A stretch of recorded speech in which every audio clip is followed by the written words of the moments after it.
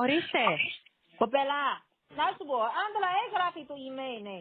Όλα έγραφε 3 φορά. Κοίτα, αυτό φαίνεται. 1 υπογράφη, 2 υπογράφη, 3 υπογράφη, όλα έγραφε είναι. Ωραία. Στο τέλος έχει ένα κουμπάκι πράσινο πάνω δεξιά. Ολοκλήρωσε. Ναι, ακούω. Άκου, αυτή τη γράφει αριθμό παρά, πώς το λένε, αριθμό παρά, αλλά αριθμό δεν είναι σωστά, είναι 1, 65, 67, 7, 70, το Παύλο μήνα φτάνει, τώρα αλλάζουμε μήνα 8. Αλλάζει. Πείτε μου ξανά. Κοίτα, σαν αυτό πώς το λένε, σαν